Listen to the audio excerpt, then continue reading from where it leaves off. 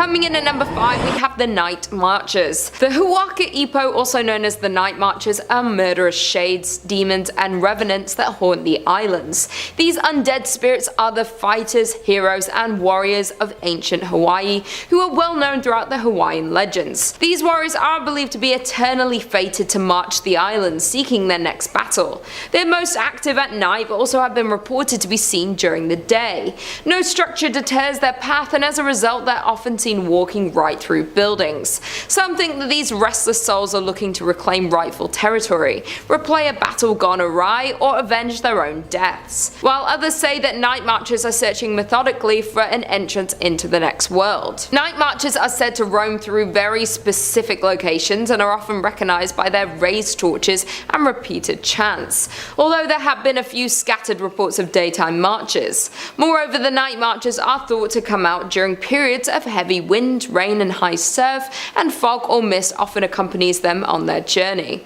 It is also thought that the night marchers appear on certain nights designated by the moon, including Poakua, the 14th night of the new moon, and the nights of Kane, Ku, Lono, and Kanaloa. Although the night marchers allegedly float a few inches off the ground, some local accounts tell of seeing mysterious footprints in their path after they have passed. But where there was, legend has it that resting your eyes upon the night marchers could signal a grim fate for the perpetrator, a friend or a relative, so witnesses are urged to crouch low to the ground, freeze, and don't look into their eyes. Any sound or movement could invite a night marcher's deadly glance. These night marchers are set diligently upon their destination and are not considered spirits that will deviate from their path to haunt humans nearby. Therefore, you must also be perfectly silent and still, for any sudden sound or movement could invite the deadly glance of a night marcher. If you make eye contact with the night marchers, you will die and be forced to march with them for an eternity. Coming in at number 4, we have Haunted Pei Highway. Pei Highway is known as a historic site and urban legend attached to it. The highway runs through the district of Nuuanu, a valley between the Koalau mountain range on leeward Oahu, and it was there that this decisive battle unfolded. Hundreds of warriors fought in the battle. Years later, during the initial development and what would eventually become the Pali Highway, more than 800 human remains were recovered. Some believe that the spirits of those warriors continue to haunt the area. Pali Highway is a staple of local urban legends and a popular spot for paranormal activity. People report coming back with photos of orbs or white mist or stories of supernatural encounters. One of the most common stories associated with the highway warns people not to take pork over the Pali. This is because it is known that if you try to bring pork across, your car will stop at some point along the journey and an old woman with a dog will appear. To continue on your way, you must feed the pork to the dog. While another story about the area describes 2 large stones at the start of the Pali Trail. These stones, according to the legends, were considered goddesses who took the form of these stone sentries to guard the Pali. Travelers would leave offerings in exchange for safe passage, and women would bury the umbilical cords of their newborns as protection from evil spirits. In at number 3, we have the Manyun. According to Hawaiian oral traditions, the Manyun were an ancient race of Polynesian people who inhabited the Hawaiian Islands before the first voyagers arrived. While there are no written accounts or skeletal remains of the Manyun, many Hawaiian legends reference them as mythical people of small stature and great strength. According to mythology, Manyun lived deep in the forests of Hawaii and other Hawaiian islands. The Manyun are a mischievous group of small people who roamed the deep forests at night and are said to be about 2 feet tall, though some were as tiny as 6 inches, small enough to fit in the palm of a hand. They enjoy dancing, singing, and archery, and their favourite foods are bananas and fish. According to local legend, these small creatures are extremely industrious, master builders who are able to use their massive strength to accomplish great feats of construction and engineering in a matter of hours. The Manyun worked at night so ancient Hawaiians would not discover them. Their work would be abandoned if they were caught. Legend has it that the Manyun were capable of completing major projects in a single night, and they are credited with the construction of the Elikoko fish pond. Though referred to as the Manyun fish pond, archaeologists believe the site was constructed 1,000 years ago and that the stones used in its construction came from more than 25 miles away. If not credited to be built by the Manyun, its construction is a mystery. Another structure with mysterious Manyun ties on Kauai is the Kikeola irrigation ditch located in Waimea. While ancient Hawaiians are known for their stone-crafted irrigation systems for growing taro, the Manyun ditch is a fascinating archaeological find because of the type and cut of stone used to create it. Instead of uncut or roughly shaped lava rock, the Manyun ditch is constructed of finely carved basalt stones. In addition to their handiwork, the Manyun have been known to use magic arrows to pierce the heart of angry people, igniting feelings of love instead. They also enjoyed cliff diving, and according to local lore, they were smart, extremely strong, and excellent craftsmen, though because they worked at night, they were rarely seen by human eyes. Coming in at number 2, we have the Green Lady. By day, the Wahiawa Botanical Garden is a beautiful destination for those wanting to see lush tropical flora. Nearby, however, is home to a legend of a much more ghastly sight. If you decide to peer down into the nearby gulch at twilight, you may just see a glimpse of the local legendary Obake or Ghost, the Green Lady of Wahiawa. The story of the Green Lady takes place in the Wahiawa Botanical Garden, where one day while taking a shortcut through the nearby garden, the woman became separated from one of her children in the dense and dark forest. Unable to find her child, she lost her life of heartbreak and disappeared. Now she wanders the area and is said to snatch people that she finds playing in the garden and forest in an attempt to replace her own lost family. Reports of the Green Lady described her as a monstrous woman with green tinted skin. Her clothing and long black hair are covered in moss and seaweed, and her approach is heralded by the stench of the decaying plant matter that covers her. There have been sightings of a green woman in the forest, and the last known sighting was in the 1980s. People in Wahiawa sometimes dare each other to run across the bridge, as the story says that the Green Lady will come up on the bridge to take people away. The ghost has even been seen on the outskirts of Wahiawa Elementary School, which is located on the edge of the gulch. And finally, in at number 1, we have Pelles Curse. Moving towards one of the most known urban legends of Hawaii, we have Pelles Curse. Pele is known as the Hawaiian goddess of fire, lightning, wind, dance, and volcanoes. Her home is believed to be on the Halemaumau crater at the summit of the Kilauea volcano. Pele is often portrayed as a wanderer, and sightings of the familiar and popular goddess have been reported throughout the island chain for hundreds of years, but especially near volcanic craters and near the home of Kilauea, one of the most active volcanoes in the world. In these sightings, she appears as a very tall, beautiful young woman, or an unattractive and frail elderly woman, usually accompanied by a white dog. Those well versed in the legend say that Pele takes this form of an elderly beggar woman to test people, asking them if they have food or drink to share. Those who are generous and share with her are rewarded, while anyone who is greedy or unkind is punished with their homes or other valuables destroyed. She is known for her passion and temper, with many visitors reporting hearing stories of her power and destruction. The legend of Pelles Curse says that anyone who removes anything natively Hawaiian, like pieces of rock or sand from the Hawaiian Islands, will feel the wrath of Pele, who views the rocks as her children.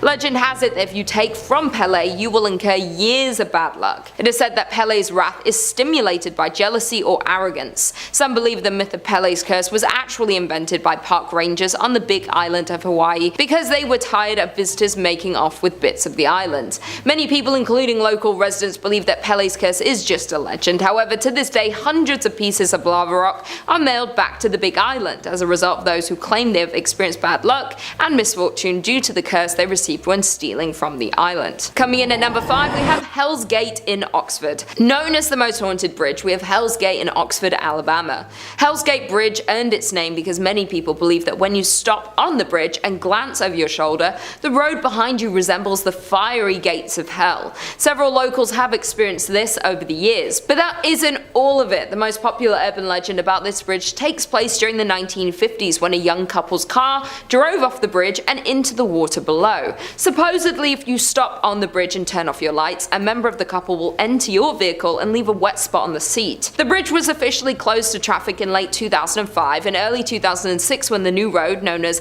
Leon Smith Parkway, was built from Friendship Road to the Oxford Exchange, connecting it to the new outdoor mall. On Saturday, January 13, 2007, the legend of the bridge lives on, as after it was closed, the OPS team decided to go to this bridge and investigate the paranormal activity claims. The team arrived at the site around 10 PM and placed voice recorders on each end of the bridge. In the middle, they set up a webcam suited for night viewing and took lots of pictures with the digital and 35mm cameras. They wrapped up their investigation sometime after midnight. After going through the evidence, they did not detect anything that night, though one of the members did see an object coming toward the group while we were sitting on the end of a bridge. And just because nothing suspicious was caught that night doesn't mean it isn't haunted. Coming in at number 4, we have the vanishing of Orion Williamson. This urban legend is different from most and revolves around the farmer Orion Williamson. One hot July afternoon in 1854, Orion was walking on his farm near Selma. Reportedly, Williamson's wife and family were on the front porch of the farmhouse. Then, neighbors passed by and waved to Williamson, who was walking in ankle-deep grass. Orion waved back before vanishing right before the eyes of his family and neighbors. The party ran to the site, frantically searching, but found no sign of Williamson. Soon, a search party was formed, and 300 men are said to have come to search for the farmer. No sign of Orion materialized, even though the effort continued well into the night. As news of the inexplicable vanishment spread, more volunteers and a team of geologists arrived. They dug up the field to see if the ground was in any way unstable or unusual. There was only solid rock a few feet below the surface. No holes, crevices, or cave-ins, nothing that could explain the event. Reportedly, Mrs. Williamson and her son could hear Orion's voice calling for help for weeks afterward, growing fainter and fainter. Each time they would rush out onto the field only to find nothing. Gradually, Orion's voice faded into a mere whisper, then disappeared forever. After no amount of searching turned up anything, the judge declared Orion dead. The following spring, it is said, a circle of dead grass appeared to mark the spot of the unlucky farmer's disappearance. The German scientist Maximilian Hearn, author of the book Disappearance and Theory Thereof, speculated that Orion walked into a spot of universal ether. He believed these places lasted a few seconds and could completely destroy all matter within them. Another scientist theorized a magnetic field had disintegrated Orion's atomic structure and sent him into another dimension. In at number 3, we have the ghost of Sally Carter. The story of Sally Carter begins in the mansion of Cedarhurst in 1823 when Sally was visiting her sister. While she was visiting, she was struck by a quick and fatal illness and passed away on November 28, 1837, just 3 weeks short of her 16th birthday. Sally had loved the estate, and that is why some say you can still feel her presence there today. Reports of Sally's ghost go back to 1919 when a 17-year-old boy from Dothan, Alabama slept outside Sally's bedroom. That stormy night he had a dream that Sally visited him, asking him to prop up her tombstone. When he awoke the next morning, he explained the strange dream and told his family that he was going to Sally's grave. They laughed at him, but when he arrived, her stone had indeed fallen over in the storm. This popular local legend ends with the boy going back to his hometown of Dothan, never to return to Huntsville again. Sally's grave was in the family plot on the estate. She had so many visitors, there was a well-worn path from the road. She did unfortunately also have many teenagers vandalize her grave. That is why in December of 1982, Sally, her sister, and her sister's 3 children were relocated to an undisclosed location in the Maple Hill Cemetery. Her casket was relocated, but some claim that when her grave was excavated, the casket Sally was supposed to spend eternity in was empty, besides tombstones falling over and caskets being empty of mortal remains. Others have reported seeing sights of Sally walking the grounds of the estate she loved so much. A past guard at Cedarhurst heard Sally walking upstairs while working one night. After the woman's shift ended, she realized that she had lost some money while doing rounds. After searching the grounds, hearing footsteps following her and the unnerving flickering of her flashlight as if the batteries were ready to die, the guard gave up the money for lost. But once she returned to the guard shack, her flashlight flickered brightly, shining directly on the cash she had given up looking for. It was then she chose to thank Sally and claims to have heard a young woman's laugh in return. Someone who knew both the Thornton and Grace families who lived in the house had a friend who slept in Sally's room. When asked what it was like, the friend told him about doors opening and closing by themselves, covers getting snatched off the bed, and light switches being tripped. The girl thought it was all rather annoying, but after a while got used to it and ignored the strange things going on. In at number 2, we have Hugging Molly. This urban legend comprises of the witch of Hugging Molly, haunting the town of Abbeville, Alabama. Legend claims that a phantom woman would appear to children, but only at night. The witch would squeeze them tightly and then proceed to scream in their ears, though she never harmed them other than causing ringing in their ears. Molly had been described as a 7-foot figure, wearing dark clothes and a wide-brimmed hat. Jimmy Rain, an Abbeville local and lifelong resident, grew up hearing the legend of Hugging Molly. For him and his friends, she was more than just an urban legend, but a real ghost haunting the grounds of his town. One night, Jimmy and his good friend Tommy Murphy heard the story from Tommy's dad. His dad told them he knew Hugging Molly was real because she had sprung from the shadows and hugged him one night. They were convinced it had to be true. Who Molly is still up for debate, but many believe that she lost her own children and go after local children to make up for the lost time with her own child. Some say her ghost still walks the street of Abbeville late in the night, sweeping her black skirt as she goes. And finally, in at number 1 we have Slag of Sloth's Furnace. From 1882 to 1971, Birmingham's Sloth's furnaces transformed coal and ore from surrounding acres into the hard steel that would pave the way for the Industrial Revolution.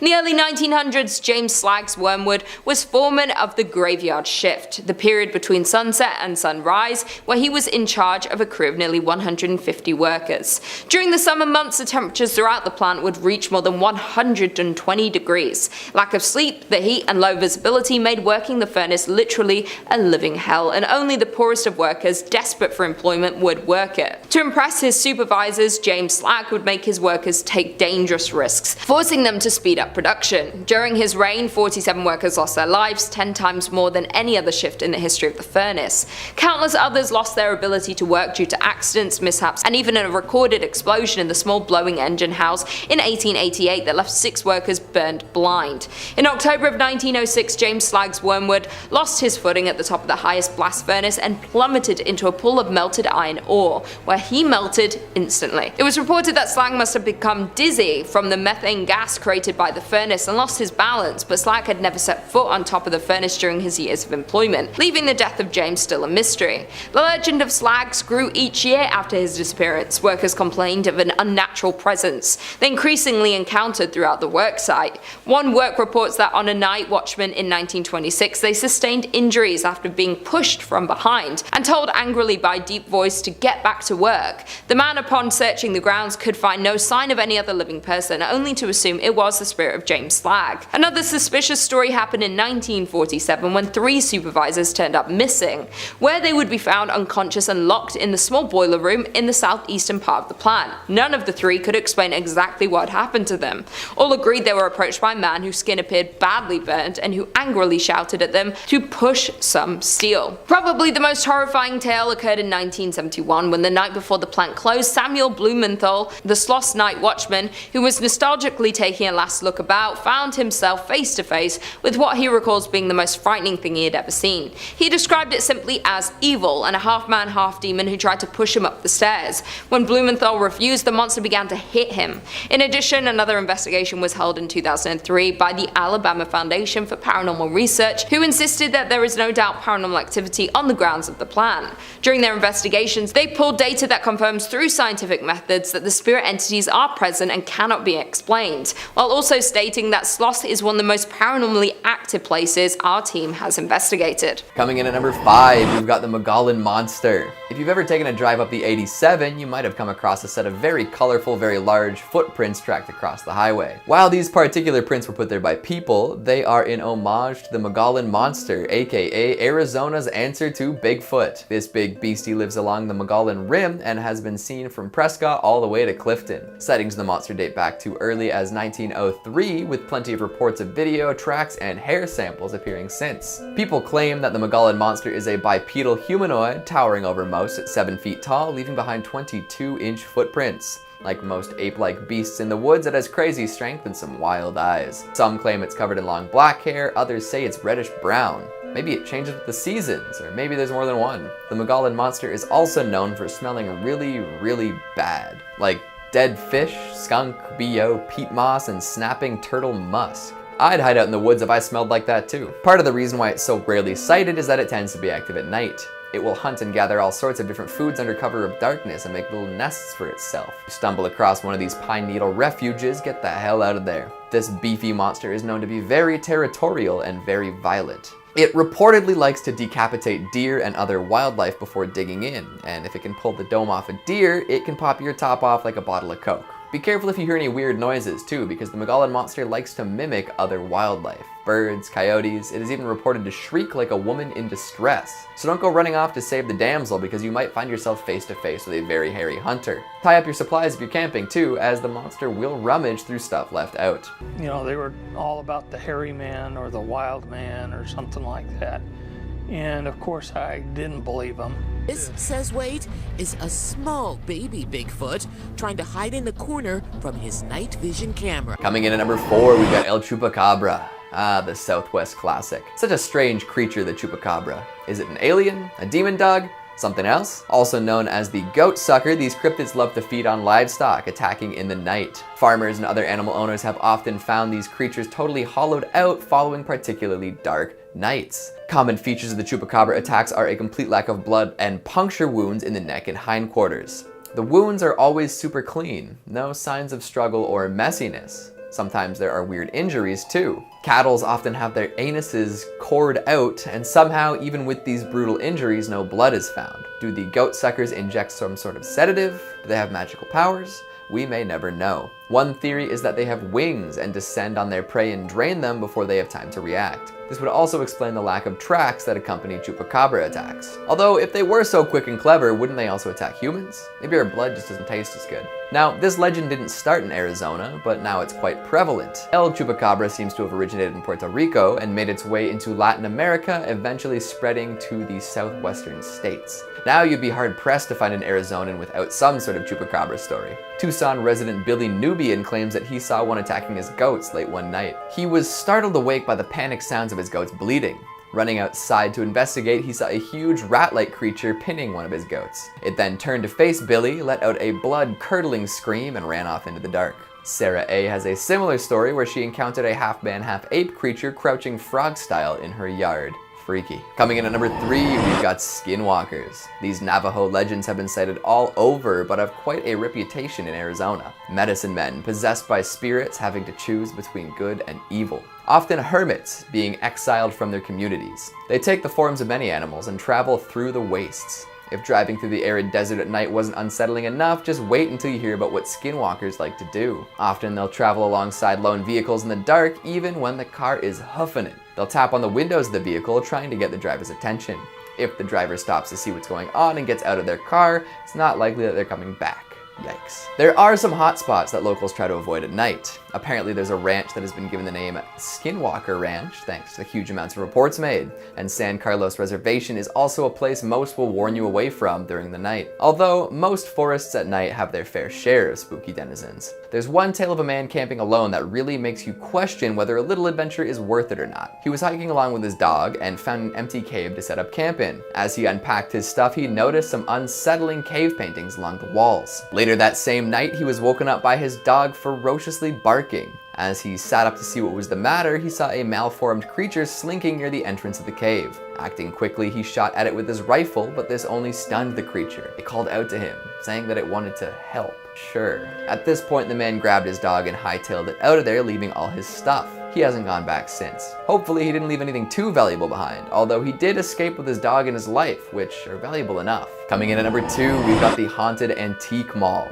Back to Tucson for more terror and troubles, there's an old 2-story furniture store that was converted into an antique mall of sorts. You know the kind, set up like a flea market with all sorts of independent booths selling their wares. Well, one day customers were walking around upstairs looking at the assorted antiques, and they heard some clicking noises. One particularly curious antiquer decided to investigate and found the source. An old typewriter. The thing is, no one was around to operate it. The customers who had heard the typing were the only people upstairs. After that, more and more ghostly tales appeared. Furniture that was left neat and tidy at closing would be strewn throughout the aisles the next morning. Radios would increase in volume with no one around. Employees found themselves frozen in place from time to time, experiencing a distortion of time. They would be stuck there as customers passed by in fast or slow motion. Apparitions would appear all over, sometimes appearing as a grinning boy, other times as a mischievous-looking teenager. Nobody knows who these wraiths belong to. After hearing loud crashing noises upstairs but finding nothing displaced, the owners decided it was time to close down the upper level. Now, considering that all sorts of people were bringing in antiques from different sources, it is possible that all these ghosts came from haunted objects. Or it could be that the furniture store itself is haunted. Nobody's come up with concrete proof of the hauntings, but if you ever find yourself antiquing in Tucson, watch out for paranormal activity. And finally, at number 1, the ghosts of Slaughterhouse Canyon.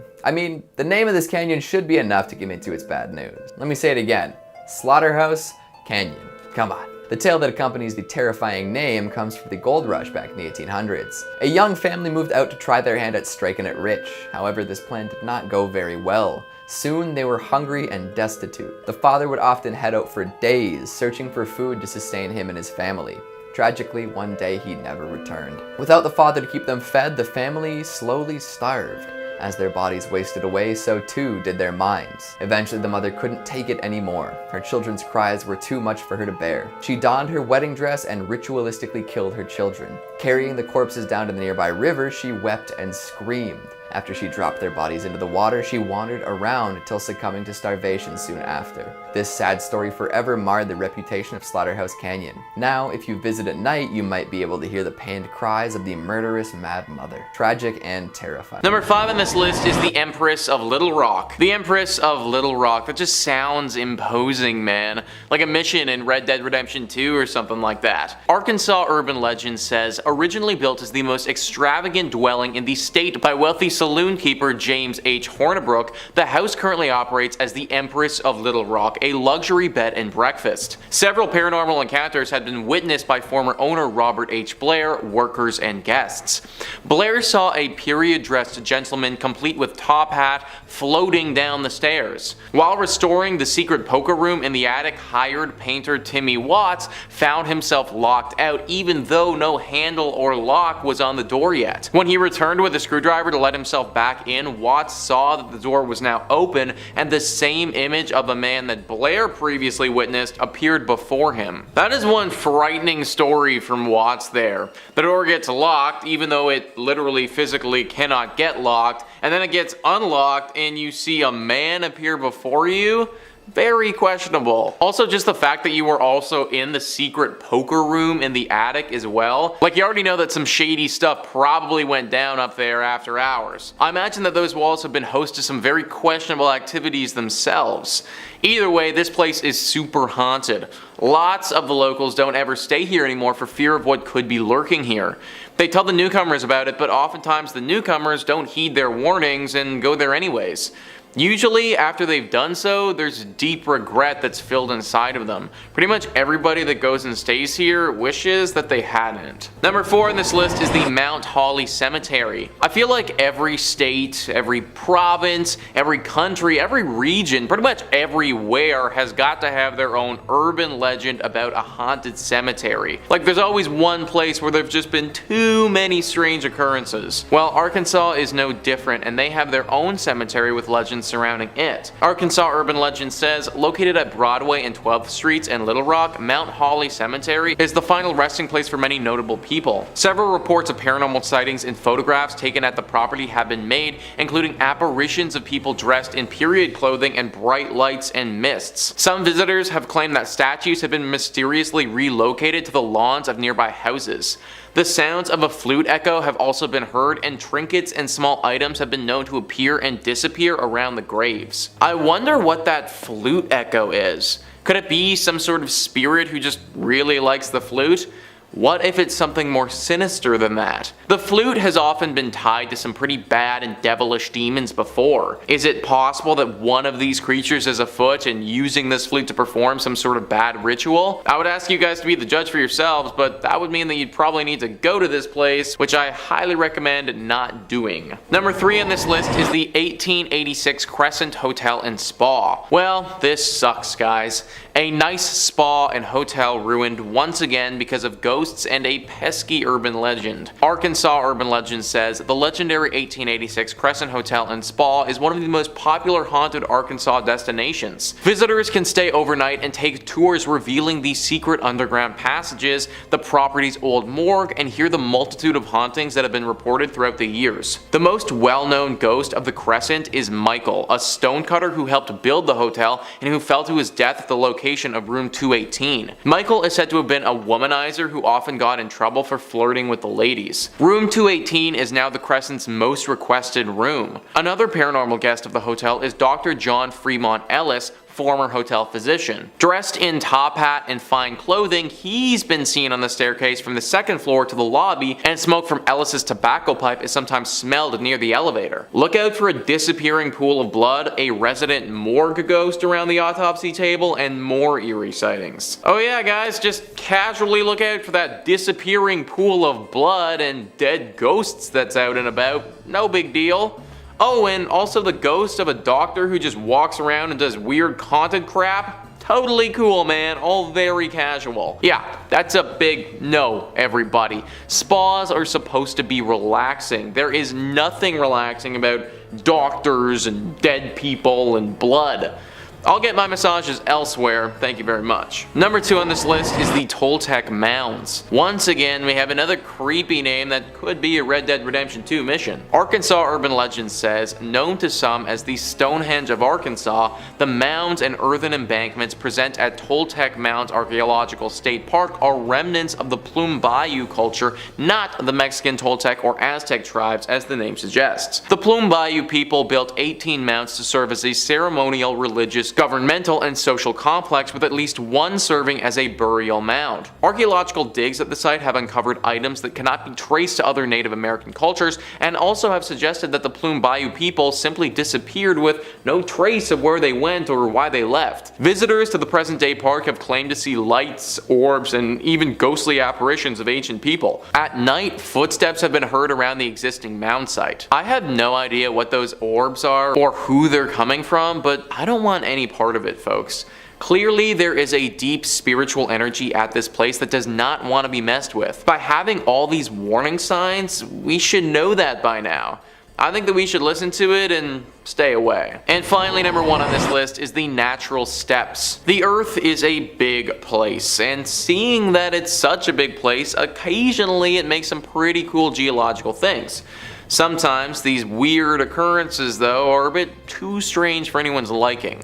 Arkansas urban legend says, a unique geological formation along the banks of the Arkansas River, Natural Steps is a small town with an unsettling history of buildings, structures, and people disappearing. Days after a local couple's wedding atop the Natural Steps, the groom perished from a sudden and mysterious illness. Overwhelmed with grief, the widow disappeared after the funeral, many believe by committing suicide by jumping off the Natural Steps. Residents and visitors alike have since reported seeing a woman in white strolling within the town. During the Civil War, Confederate forces are believed to have sunk their own gunboat containing vast sums of gold in order to keep Union troops at bay. 3 Confederate soldiers died during the explosion, and their graves can be found in the town cemetery. Legend has it, on moonlit nights, the ghosts of the 3 soldiers march in a single file line to the Arkansas River to uncover their hidden treasure. So we have multiple things going on at these steps / town / urban legend hell spot. We have a groom who has apparently taken their own life.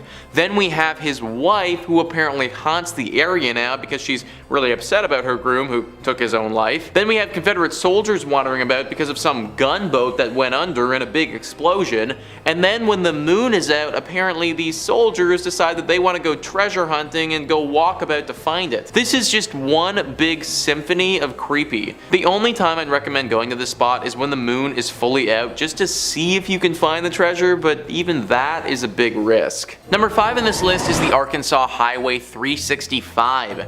There is quite the tale that surrounds this highway in Arkansas, one that makes driving on it quite scary. Arkansas.com says, years ago a young man was driving down Arkansas 365 south of Little Rock when he saw a young girl on the roadside.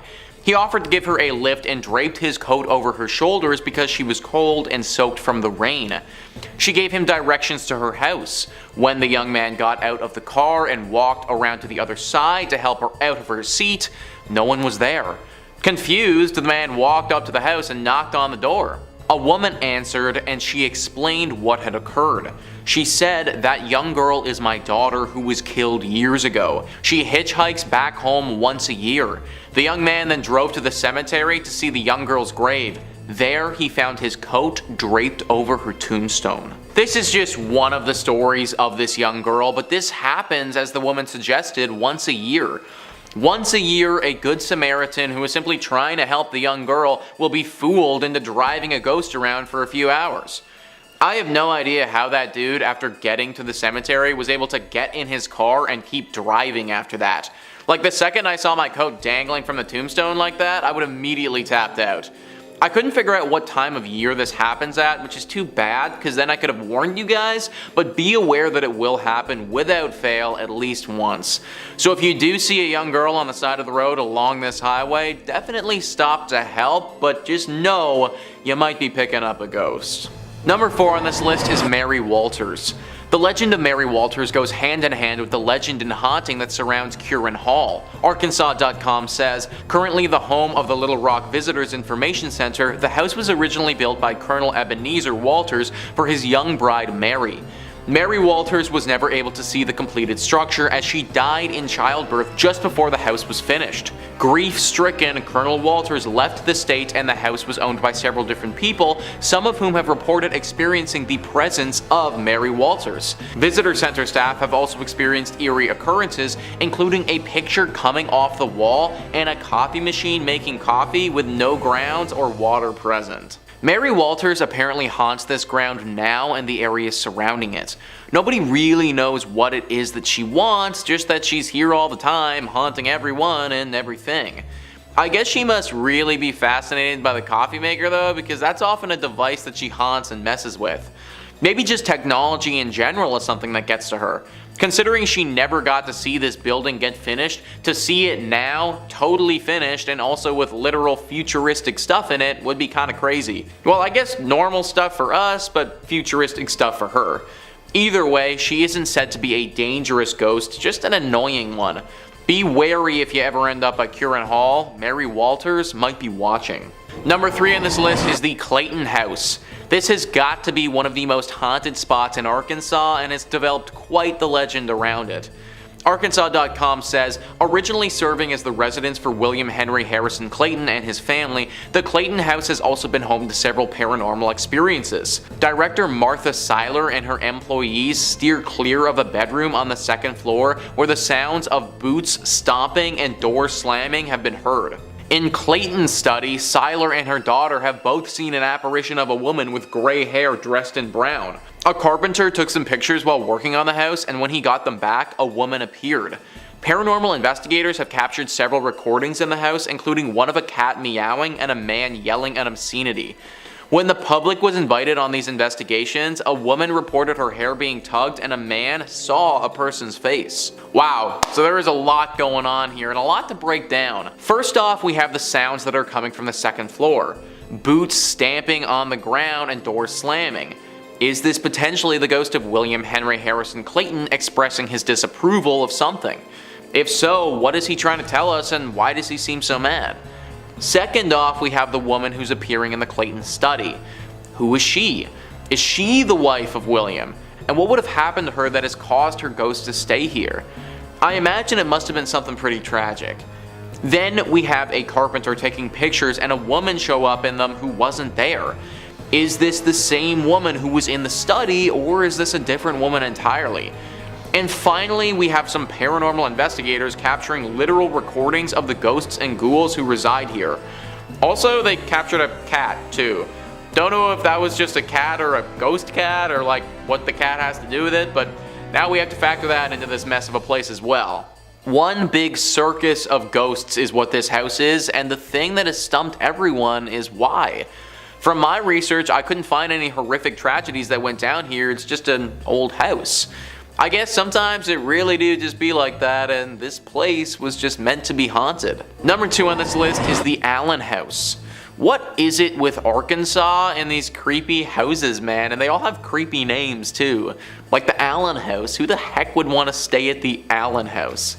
Anyways, Arkansas.com says, built in 1906, the Allen House is located along North Main Street and features Gothic-style architecture and wrought iron fencing. The house was planned by local businessman Joe Lee Allen to be the most impressive house the town had ever seen. Unfortunately, in December 1948, the family experienced a grave tragedy. Their daughter, Liddell, consumed mercury cyanide-laced punch in the house's master suite. Out of grief, her mother sealed off the room, and it would not be entered by anyone for nearly 4 decades. During its time as an apartment building in the 1950s, tenants would report eerie occurrences including hazy figures appearing in photographs, furniture being unexplainably rearranged, and several reports of a lady sitting in a turret window. So at least with this house we have a reason as to why it's haunted. In the last one we didn't even know, there wasn't anything clear. I think this one is pretty clear and obvious though. Liddell took her own life in the master suite, and the mother completely sealed off that room, effectively trapping any spirit or paranormal energy in there. Such a tragic story that you never want to hear. Now, we can't forget that story either because the paranormal events, and I'm assuming Liddell's spirit, keeps haunting this place. Avoid the Allen House altogether if you're ever in Arkansas. And finally, number 1 on this list is Ghost Mountain. This is definitely the sickest and most twisted story on this list for sure. Arkansas.com says, a tragic story surrounds a mountain southeast of Drake Field Airport in Fayetteville. In the 1930s, a man came home to his wife and child after a long night of drinking. His wife had been up all night caring for the sick child whose incessant crying had made the inebriated father furious. In his anger, he grabbed the baby, stumbled outside, and threw the child down their well. His wife grabbed the well's rope in an attempt to save the baby, but the father cut the rope, leaving the wife and child in the well. The father left town never to be seen again. Reports have been made that a woman's screams and a baby's crying can still be heard in this location. If this story is true, then my god, this father rivals the most sick and twisted individuals to ever walk this earth. I don't care how drunk you are, to take your kid and to throw your own child, your own flesh and blood, into a well, and then have your wife follow that child, and to leave them there. This is the scum of the earth, guys. It's no wonder this place is haunted based on an event like this. My heart just goes out to that child and that wife, and hopefully one day their souls can find peace. Coming in at number 5 we have the ghost of Stow Lake. The history of Stow Lake, located in the Golden Gate Park in San Francisco, is shrouded in mystery. Stow Lake is said to be haunted by the spirit of a woman who, after attempting to save her child who fell in the water, drowned in the lake. Now, legend goes that this woman, referred to as the White Lady, so always the White Lady, wanders the edges of Stow Lake as she searches for her baby. It is said that she can even be summoned by visitors, with the most active area surrounding the lake being near the Pioneer Women and Children statue. The legend states that the statue, depicting a woman with children, houses the spirit that haunts Stow Lake. People have noted that at night the statue seems to have 3 children surrounding her instead of 2 older ones and one that is barely a toddler. Anyone wishing to summon the White Lady can do so by calling out, "White Lady, White Lady, I have your baby," 3 times, which seems very cruel if you ask me. Now, if she believes you, the woman will appear before you and will ask for her baby back. However, for doing this, the woman will haunt you for the rest of your life. However, if you tell the woman you don't have her baby, legend says she will drag you into Stow Lake and give you the same death she suffered. It is also noted that the White Lady of Stow Lake is not the only ghost to be found residing in San Francisco, of course, and if you wish to explore the creepy haunted history, you can do so with Haunted San Fran Ghost Tour. Coming in at number 4, we have the Dark Watchers. The Dark Watchers is a name given to a group of entities in California folklore purportedly seen observing travelers along the Santa Lucia Mountains. The Dark Watchers are said to be tall, sometimes giant-sized featureless dark silhouettes often adorned with brimmed hats or walking sticks. They are phantoms that are said to lurk inside the Erie Mountains. Legend has it that the Dark Watchers have claimed to be seen staring out at the vast space below the mountains before completely vanishing. Now, this legend may be attributed to the Chumash people who historically inhabited the central and southern coastal regions of California, with the ghostly figures first appearing in their Indian history and lore. The cave walls were donned with drawings by the Chumash that depicted these phantoms. John Steinbeck also went on to write about the Dark Watchers in his story Flight, where the creatures were described as dark forms against the sky. I quote, "Pepe looked suspiciously back every time or so, and his eyes sought the tops of the ridges ahead. Once on a white barren spur he saw a black figure for a moment, but he looked quickly away, for it was one of the Dark Watchers. No one knew who the Watchers were, nor where they lived, but it was better to ignore them and never to show interest in them. They did not bother one who stayed on the trail and minded his own business." Steinbeck's son, Thomas Steinbeck, would also grow up to report having seen the Dark Watchers during his childhood, and later, along with artist Benjamin Brode, collaborated on a book titled In Search of the Dark Watchers, where they go into the history of the legend and interview locals who claim to have seen them, such as the famed Big Sur resident Billy Post. In more recent history, sightings occurred in the 1960s by a Monterey High School principal. Coming in at number 3, the Monster of Elizabeth Lake. Now, I should preface this point by saying that there are at least 10 different Elizabeth Lakes in California, but the one we're talking about today is in LA County near Palmdale, and is perhaps the oldest one in the state. Now, it is said that Elizabeth Lake was created by the devil himself for the keeping of his hellish pets.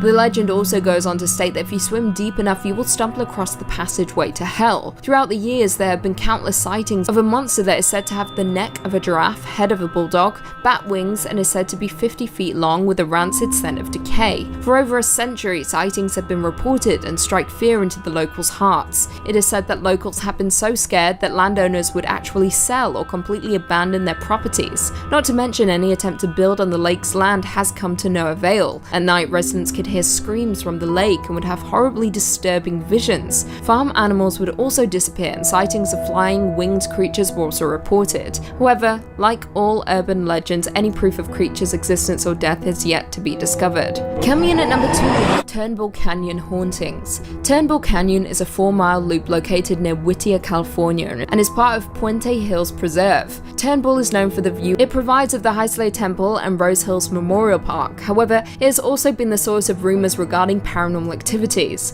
Death is said to reside within the canyon, with the place itself once being referred to as Hutuknan, which means the place of the devil. The legend tells of the region being haunted by the Indians who were murdered for not converting to Catholicism. Their spirits are now said to linger in unrest in the canyon. Years later, Turnbull would also be the site of numerous satanic rituals held by cults attempting to conjure demons or even Satan himself, often by sacrificing children from the nearby orphanages. However, one day one of the sinister cults suddenly vanished, and what was left behind in their wake were paranormal sightings and occurrences being reported by hikers and locals, who have also claimed to have seen hooded figures, hellish creatures, and mutilated children. Not to mention, more mysterious deaths have since occurred, with one teenager being electrocuted while exploring the ruins by an old asylum in the canyon. A plane also crashed there in 1978, taking the lives of 29 people. And finally, coming in at number 1, we have the Hollywood Sign Spirit. Probably one of the most infamous legends to come out of California is the Hollywood Sign Spirit, which is said to be haunted by early 1900s actress Peg Entwistle.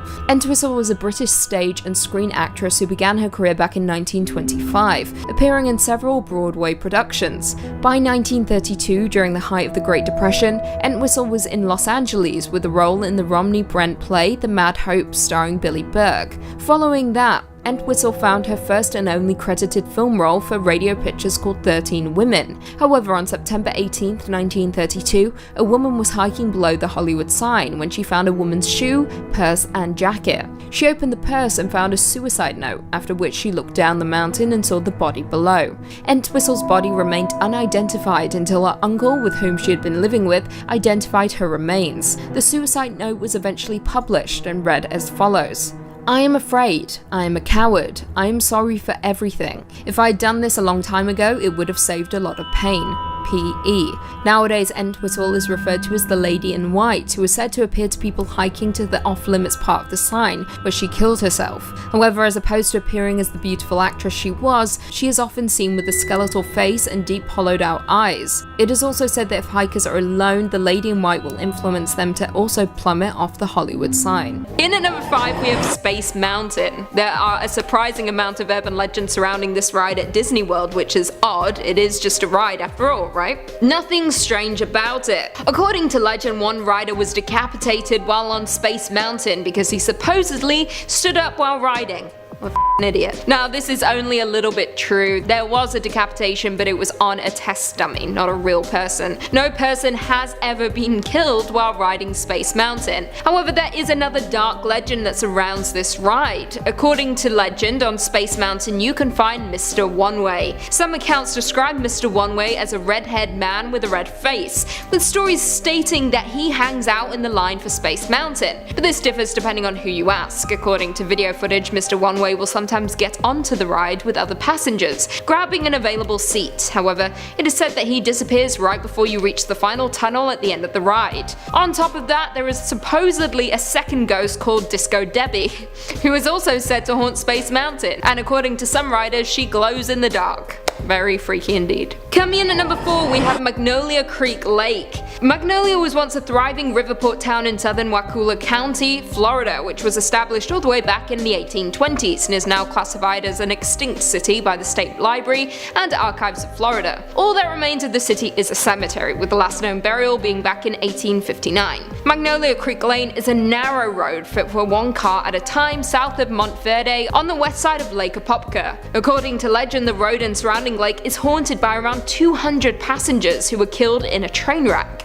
However, many have attempted to find evidence of this, but none has ever been found, yet the legend continues. Now, while the road appears to be built on an old train track, the only documented railroad runs slightly north of the location. Now, this road is supposedly where all kinds of horrible things happened back in the 1890s, and according to some locals, at the creek that runs to Lake Apopka, you can hear the loud screams in the woods. However, when you get closer, they move farther away. The screams are said to be that of the train crew that died. However, skeptics believe this is actually sound that is being reflected from another place. According to a local, Michelle, she said, I quote, "My cousin went to Montverde Academy and heard about this road that runs off 455 that used to be a railroad bed. And they say that if you go down there at night, you can hear ghostly sounds and see eerie shadows of people walking on the road. I don't know for sure about this because I never went there, so it is just what I heard." Coming in at number 3, I-4 Dead Zone. Interstate 4 is a highway in Florida that spans 132 miles, with it running from Tampa all the way to Daytona Beach. Now, the interstate is frequented daily by folks heading to work and those on their way to Disney World. Now, while it is a popular highway, it is also another nickname for it, the Dead Zone, an area where folks need to be particularly careful. This area of the highway has been the location of many accidents, electronic malfunctions, as well as supposed ghost sightings. So why exactly is this spot so dangerous and filled with so much paranormal activity? Well, this is because this quarter mile of highway was built over a gravesite, and as we know from movies, a disturbed gravesite means bad news bears. It means you're in for a nasty surprise. It means you're gonna die. Don't believe it? Well, oddly enough, on the very first day the new interstate was opened, a tractor trailer carrying frozen goods lost control and crashed directly above the disturbed graves of people who had died from yellow fever. It is believed that around 1,500 to 2,000 accidents have occurred on the highway since 1963, which is a lot. And worse still, many of those accidents resulted in death, and between a 24-month period, there were around 44 car accidents, resulting in approximately 65 people being injured. Some locals fear this area of the highway so much that they actually take a much longer route around it. On top of all of this, back in the 1950s, a young boy was said to have disturbed the graves, and the following night he was killed by a drunk driver. And to add insult to injury, the driver was never caught. Coming in at number 2, we have the Devil's Chair, also known as the Haunted Chair. This is an urban legend hailing from folklore that is attached to a class of funerary or memorial sculpture common throughout the United States during the 19th century. Now, these chairs were known as the mourning chairs for visitors to cemeteries to sit on when visiting loved ones. However, since then, cemeteries have provided benches for similar purposes. Once the original purpose of these chairs fell out of fashion,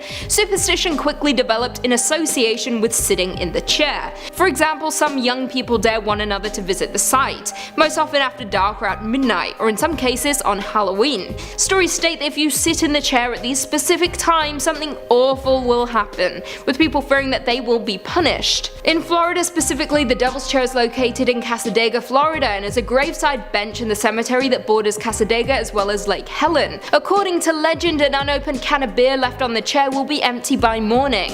Now, in some stories, the can has already been opened, and in others, the liquid is simply gone through the unopened top. On top of that, it is said that the devil will sometimes appear to anyone bold enough to sit in the chair itself. So if you do decide to visit the chair at night and take a seat expecting to meet the devil, just be sure to have a beer in hand ready for him, because it is said that he will be expecting one. As am I, all the time. I would like a beer. Maybe that's why I'm evil. I'm the devil. And finally, coming in at number 1, Legend of the Skunk Ape. Also known as the Swamp Cabbage Man, Swamp Ape, Stink Ape, Florida Bigfoot, and Louisiana Bigfoot, this is a creature that is said to inhabit Florida and is named for its appearance and for its unpleasant odor that is said to accompany it. The ape has supposedly been a part of Florida folklore since the settler period, which is absolutely insane. One of the first reports of the skunk ape in Florida came from the year 1818, when a report spoke of a man-sized monkey or ape raiding stores and store stalking fishermen. This became particularly common in the 60s and 70s, with one sighting occurring in 1974 which spoke of a large foul-smelling hairy ape-like creature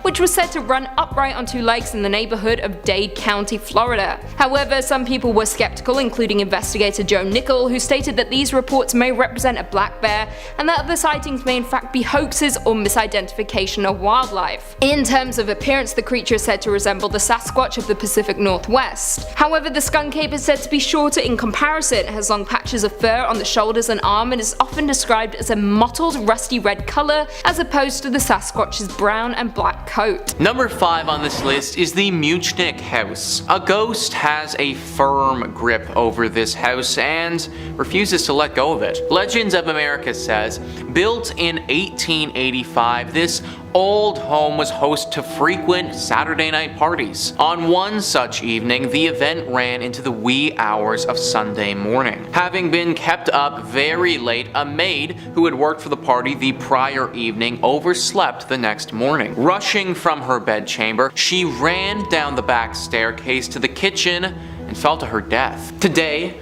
witnesses report that lights from the back staircase turn on and off by themselves on Sunday mornings, followed by the smell of cooking bacon from the kitchen when nobody's there. This house, which serves as an art gallery today, was listed on the National Register of Historic Places on July 12, 1974, located at 704 North 4th Street. Now apparently the author of this article actually went there personally and they had an interaction with this ghost in person. They say, "My husband and I took a guided tour of the Mullan House 2 years ago and I had quite an interesting experience. The nice lady who gave us the tour gave us all the history of the house when I happened to glance up to the top of the stairs and saw a young woman, maybe early 20s, peering over the edge of the banister. She seemed to be regarding us with wary curiosity as if to say, 'What are you doing here?' When we went upstairs to tour the rest of the house,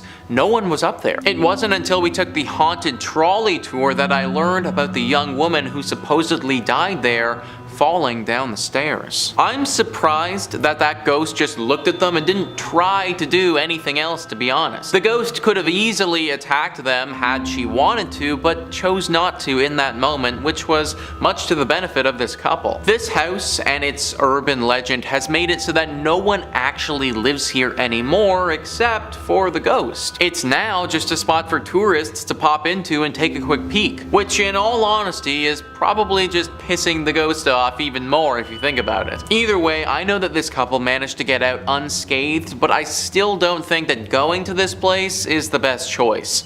I'd avoid it if you can. Number 4 on this list is the North 3rd Street home. Nelly Trueblood. That's the name of the person who used to live here. I feel like with a name like that, this place was just destined to be haunted. Nelly was a lonely person who died alone in this house many years ago. One would think that because she was so lonely, after she died, she wouldn't have wanted to cling to this world anymore, but that's exactly what she did. The new owners bought and moved into this house and then started renovating it. Well, apparently Nelly wasn't too fond with changing things up and liked it the way that it was. Balls of light that were roughly 2 feet wide would appear out of thin air and bounce around the home, scaring the living bejesus out of the workers who were sent to renovate it. This was enough for those guys to end the renovations prematurely and leave the house unfinished. Apparently, a family member of Nelly's would later come out and say that they weren't surprised she still haunts this place. This home was deeply loved by the family,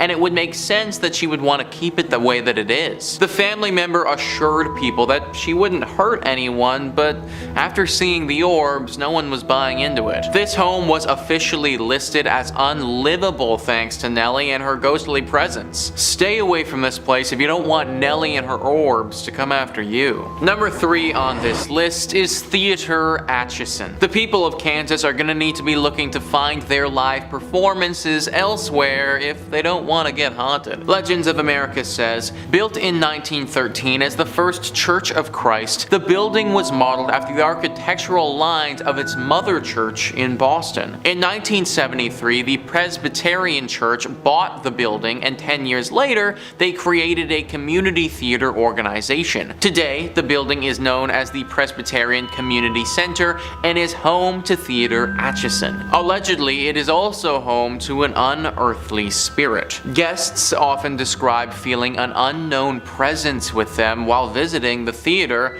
while others working in the building describe odd noises that are often heard that have no apparent earthly cause. The word unearthly makes me pause for a second there. That makes me think that we might not even be dealing with a standard ghost or spirit here, but something far worse. Some type of underworld creature that is coming to harvest people's souls. Or something similar, but from a completely different planet. Now, why an alien would decide to conduct its devilish acts inside a Kansas theater is beyond me, but I guess I'm not from another planet, so I wouldn't know. This is more than just the Shakespearean Macbeth curse, folks. This is evil and dangerous, and it's not something that you want to mess with. Number 2 on this list is the Gargoyle Home. I think gargoyles are pretty dope, honestly. They're really cool and super fun to look at.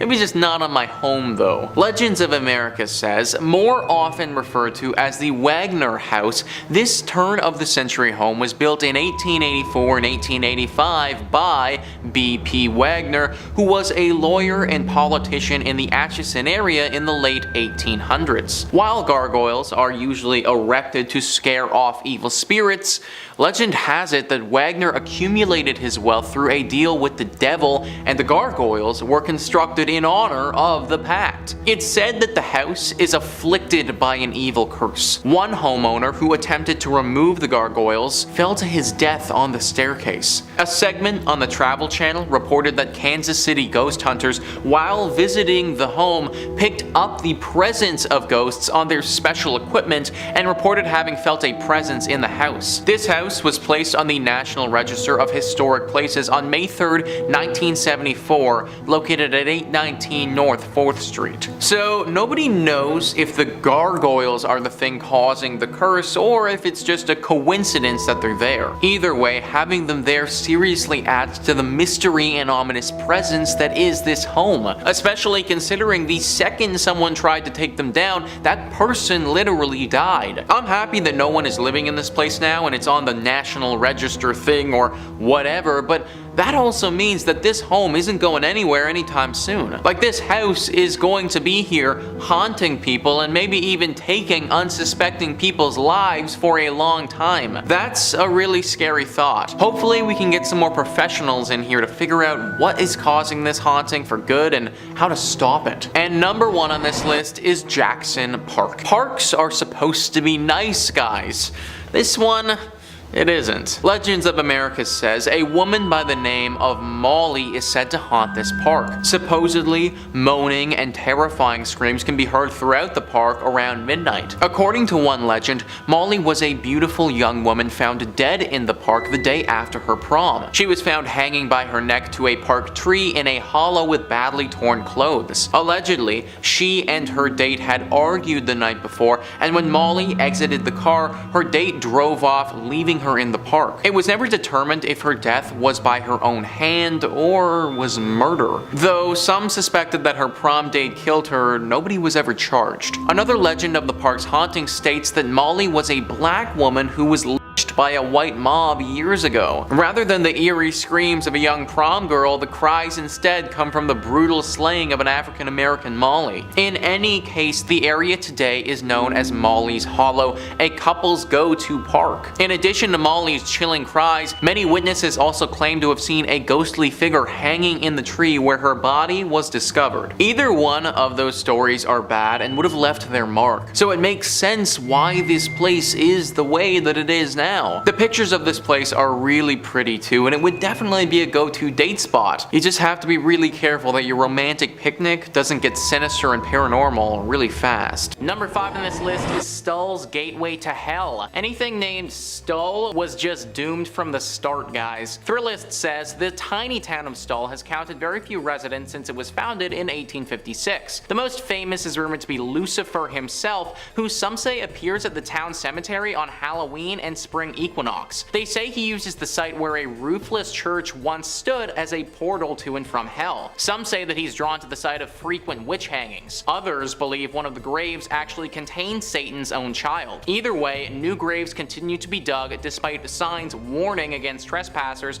perhaps referring directly to the Prince of Darkness himself or the cults that are rumored to flock to the grounds. The first published article about the horrors are traced back to a 1974 article in the University Daily Kansan, though whispers about evil have persisted since 1900 or so. In 1998, the hanging tree was torn down to stop people from visiting. It hasn't lessened the need for a small town to bolster an annual police presence to deter visitors looking for a glimpse of the devil himself. So we have witch hangings here, we have cults that flock here, and then we also have the worst thing of all, the literal devil potentially calling this place home. How could somebody decide to name a town Stow? That is way too close to the word skull and it's just destined for failure. People have been smart enough not to live here all that much, and as Thrillist has said, the residents are few and far between, but it doesn't change the fact that this place is deeply haunted. If the devil truly does live here and there is a portal to hell, then there's no telling what other crazy things can happen here. Maybe there are few residents around because the devil has been taking them. I also think it's interesting that there are more police around this place. Why would there be a bunch of police around an area where there isn't that many people? Maybe the government knows something about this place that we don't. Maybe they're hiding something and don't want locals finding out. It's just a theory, but based on the rumors around this place, I could believe it.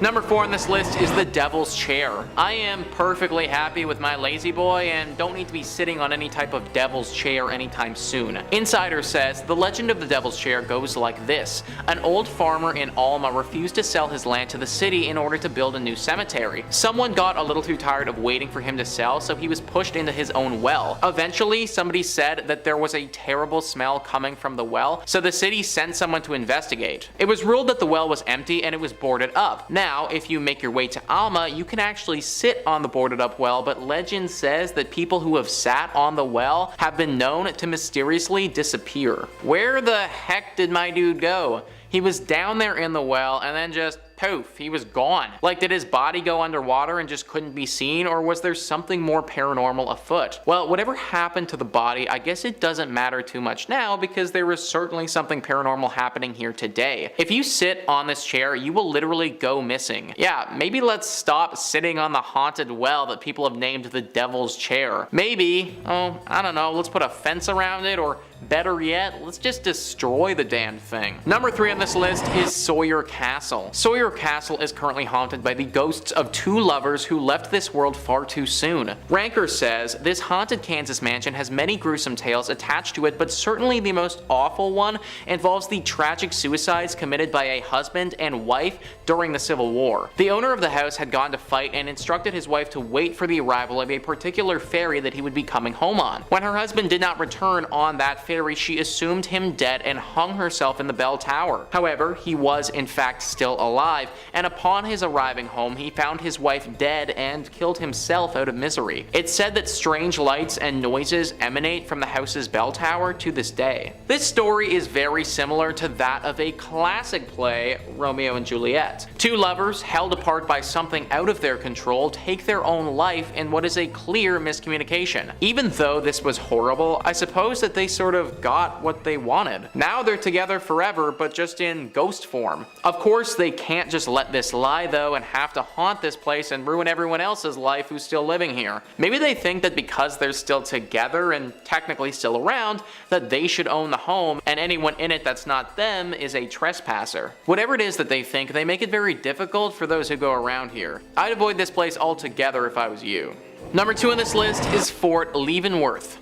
What happened here back in the day is enough to make anyone's hair raise. Ranker says Fort Leavenworth is considered to be one of the most haunted army bases in the US, and it's home to a number of helpful and malignant spirits. It has seen centuries of war and is home to a military prison called the United States Disciplinary Barracks. During World War II, there was a prisoner uprising, and as punishment for their unruliness, one prisoner was hung every hour for 14 hours. They quickly ran out of space in the gallows and also used one of the elevator shafts in the administration building to hang people. Ever since then, screams have been heard from that same elevator shaft at odd hours. Not surprisingly, nearly every building on the base has a horrifying story attached to it. I know that it was war and they were trying to have an uprising, but my gosh, Hanging one person an hour? Like, that is just so brutal. No wonder this place is deeply haunted now. All of the spirits from back then are locked into this place and refuse to let go. And you better believe that they make the people who are still around pay for what happened in the past. People have reportedly been attacked by invisible spirits before. They've been clawed at and bitten, and one person even had their finger ripped right off of their body. Things are not pleasant at this army base, and I'm kind of surprised that it hasn't been razed to the ground yet. Might be the only thing left to do to quiet these spirits down. And finally, number 1 on this list is the ghost of Saline River. You already know that this is going to be a scary legend when they have a name like that. Ranker says, according to legend, a Native American ghost by the name of Takaluma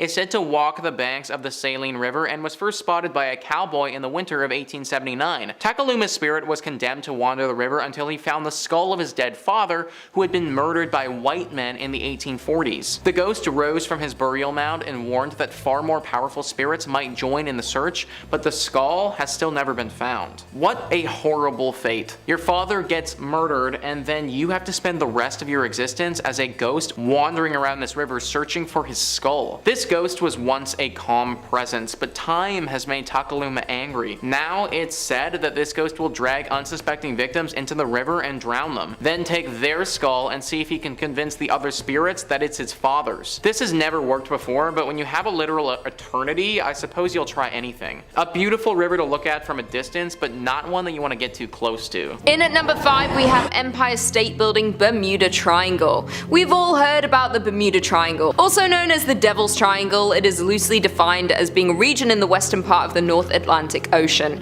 A number of aircraft and ships are said to have disappeared under mysterious circumstances. Since then, planes changed their flight path to avoid the triangle. Others avoid going anywhere near it altogether. But did you know New York has its own version of the Bermuda Triangle? It is located in Midtown, more specifically a large radius around the Empire State Building. Starting in 2008, drivers started to complain about the 5-block radius around the Empire State. Their cars would inexplicably die and refuse to start up again. It was almost every day, says Ronnie Yakubovich, manager of NYC Tire and Auto Care. He went on to explain that he would pick up the cars and tow them outside of the radius, and they would suddenly start to work as normal. His best guess is that the radio signals from the broadcast beacon on the tower were disabling alarm systems in cars and preventing them from starting. But if that was so, why did this only start in 2008? The Empire State Building was opened in 1931, so why did this start so recently? I guess we'll never know what is causing the phenomenon. Maybe just avoid the area if you can. In at number 4, Super Rats of Hurricane Sandy. One New Yorker told the story of him and his roommates. They had lived peacefully in a 5th floor loft for years with barely a cockroach invading the space. Then, the winter after Hurricane Sandy, the noises began, scratching and scurrying. I walked into the kitchen one day and saw a rat the size of a small cat crawling across our food shelves, Kevin says. Traps and an exterminator proved ineffective. It was baffling that the rats would find their way to the 5th floor. Then the roommates read reports about rats fleeing inland from flooded subway tunnels after Hurricane Sandy. A theory was going around that the weaker rats were wiped out and the surviving rodents bred a new generation of tougher, meaner super rats. There are reports of super rats even today. Some businesses demand that the city steps in and does something as outside dining became more normal within the last year. The diners were being harassed by the giant rats. Many diners have had to leave due to the dangerous nature of the giant animals. They claimed the rats were getting increasingly hungry with the lack of tourism, leaving them with less to feed off on the streets. The city continues to claim that these super rats do not exist despite the number of sightings and photos of the giant rodents.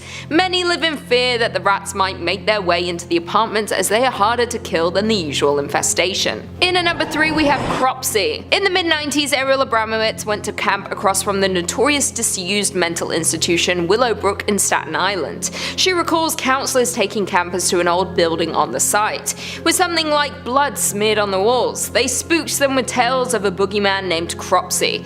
Allegedly, he was a respected community member. He has a family and a child who he loved. One summer, he sent his child to the local camp. His son was later confirmed to have died at the camp. This sent the man mad. He disappeared from his life. No one knew where he had gone, but before he left, he vowed to get revenge on the other kids and campers. He was later found and taken to a mental hospital. The next time we would hear of him, he was described as a homicidal madman, an escaped mental patient with a hook for a hand who hunted children and dragged them back to the tunnel system that lay under the abandoned ruins of the old Seaview Hospital, a former tuberculosis sanitarium. Soon the urban legend would be unmasked as Andre Rand. Rand worked as a janitor at the Willowbrook State School on Staten Island, a place whose name alone has the power to frighten adults and children alike. The institution, built as a respite for children with intellectual disabilities, was revealed to be a living hell in the 1970s, although authorities wouldn't close the school until 1987. Rand had a long rap sheet of crimes against children. In 1983 he went to jail again after kidnapping a bus full of kids from the local YMCA and driving them to an airport. And though there wasn't enough physical evidence to charge him, police already suspected him in the disappearances of at least 4 other Staten Islanders. To this day, none of the bodies have been found. Rand's story and that of Cropsey continues to fascinate and horrify tri-state residents to this day. Coming in at number 2, we have Haunted Dakota. The Dakota building set the standard for Upper West Side apartment living, built at a time when the upper classes were only just becoming familiar with the concept of living in an apartment. It was known for having famous artists as residents, and the board were very picky about who they allowed to live there.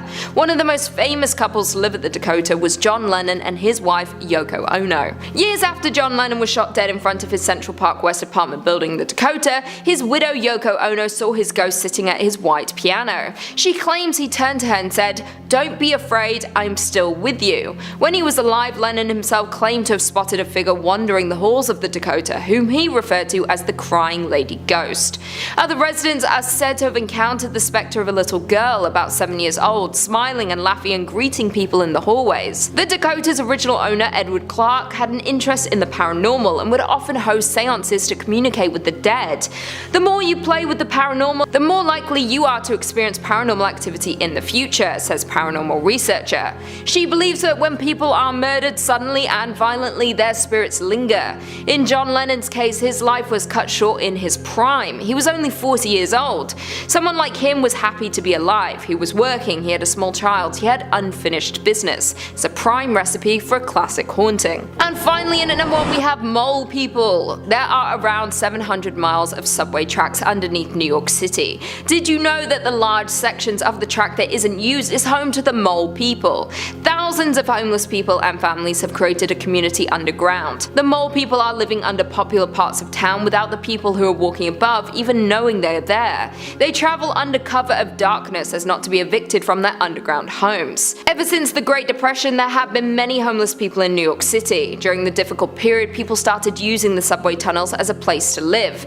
The places where homeless people live are dangerous. Rodents and reptiles lurk through the tunnels. There are debris and other hazards in the dark, plus the darkness conceals criminals, and Mole People are often the victims of attacks. Thieves even steal what little they have. The entrances to the subway tunnels are easily accessible by anyone who has the desire to venture into them. There are numerous entrances throughout the city. However, it is illegal to enter, and going into them can result in criminal charges. Just like any place that numerous people live, the Mole People form communities. Most of them look after each other, but there is also a kind of hierarchy. Most of them are very territorial over the section of the tunnels where they live. After all, it is their home. There are couples and even families that live underground. The sad part is these people risk losing their kids if authorities find out they do not have a place to live. So the families living in the subway do their best to stay concealed. People are not the only ones living in the subway tunnels under New York City though. Many animals live beneath the streets. Some of the Mole People even domesticate these animals and live with them. These animals keep them company in the very isolated and lonely place they call home. The Mole People do anything they can to eat and obtain the things they need. It's difficult for them though. They have to wait until it's dark to emerge from their homes. If authorities see them, they risk getting in trouble. Throughout the years, the city has made efforts to clean sections of the subway tunnels. However, the task is so vast that many abandoned areas remain untouched, especially the parts of the system that are no longer in use. As the saying goes, out of sight, out of mind. Number 5 on this list is the legend of Walhalla Road. Walhalla Road is actually quite a beautiful road in central Ohio. It is very long, starting out as a suburb street and then eventually transitioning into a very skinny one-way road in the middle of what feels like nowhere. As you may expect, our legend takes place in the skinny abandoned one-way section of this road. The story says that in the 1950s there was a couple that lived in a home along Walhalla Road out in the country. Now, no one is really sure what prompted the husband to do this, whether he had just gone insane or if the wife had done something that he did not approve of, but one evening he totally lost it. He grabbed the axe from the garage and brutally murdered his wife in the attic of their home. The whole story gives me some serious Jack Nicholson in The Shining type of vibes.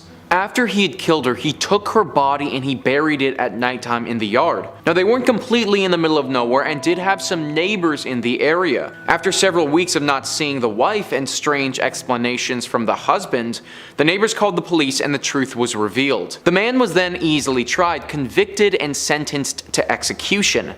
After his death, though, people started reporting seeing him around the area. When they reported this, nobody took it very seriously, considering it had been big news when he was sentenced to death and everybody had heard about it. More and more sightings came out though, and it was always the same story. They could see along the side of the road ghostly apparitions of the husband who was killing his wife. Almost as if the scene was getting played over and over and over again. The locals now swear that if you head down that road and get to the one-way, then it's very possible that you will see the ghost of our murderer replaying the killing of his wife. Number 4 on this list is the Lizard Men. Now, this is certainly a strange one, but honestly it's one of the biggest urban legends that Ohio has to offer. The legend can be traced all the way back to 1955, where it was reported that a traveling salesman spotted these strange looking creatures. Now, this story sounds a little bit ridiculous to me if I'm being completely honest, but apparently 3 lizard-like creatures that are roughly 3 feet tall were standing on their hind legs having a full-on conversation.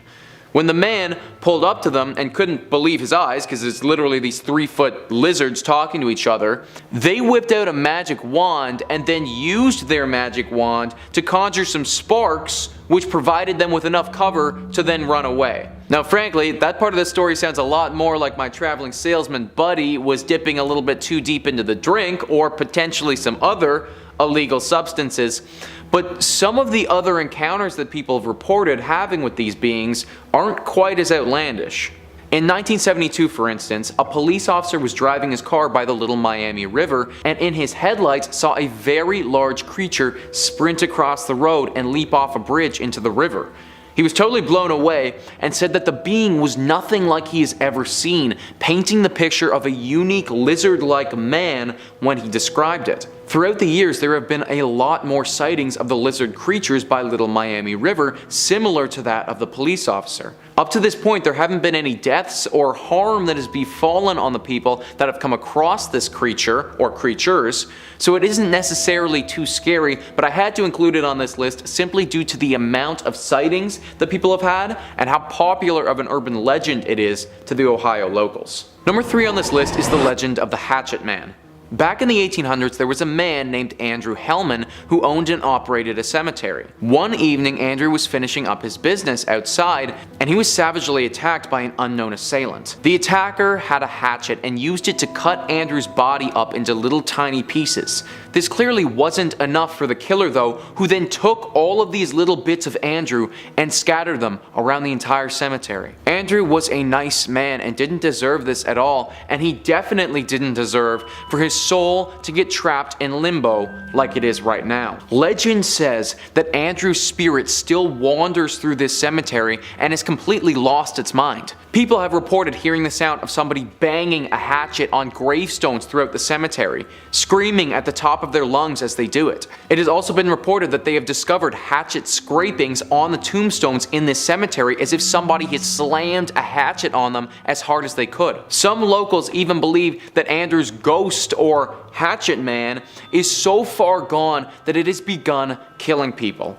That if you are out in this cemetery late at night and alone, the Hatchet Man's spirit will appear, and if you see him, then this is the last thing that you will do, because you will be murdered by the Hatchet Man. Number 2 on this list is Crybaby Bridge. In Ohio, there are actually many bridges that people claim are the true Crybaby Bridge.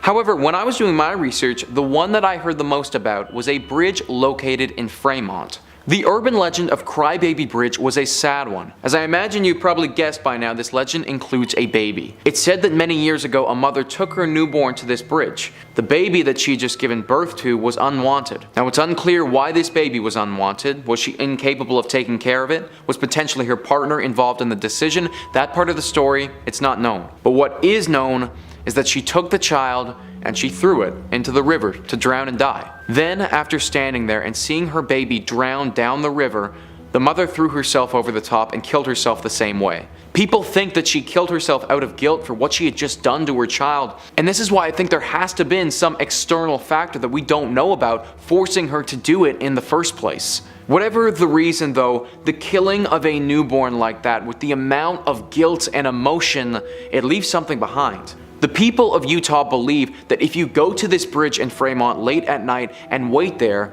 you will start to hear the cries from a newborn baby coming from the waters below. It is also said by the locals that if you stand there long enough, then you may even encounter the phantom form of that mother. She won't cause you any harm, she will only be looking out over the waters, regretting what she had done to her child so many years ago. Number 1 on this list is the portal to hell. Located in Blue Ash, Ohio, the portal to hell is a very eerie looking drain tunnel that was reportedly used by Satanists to open up a gateway straight to hell. The exact story of how the portal was created, it isn't completely concrete, but for the most part, everybody agrees that a satanic group used part of the tunnel as a meeting ground. It was in this tunnel that they started performing their satanic rituals.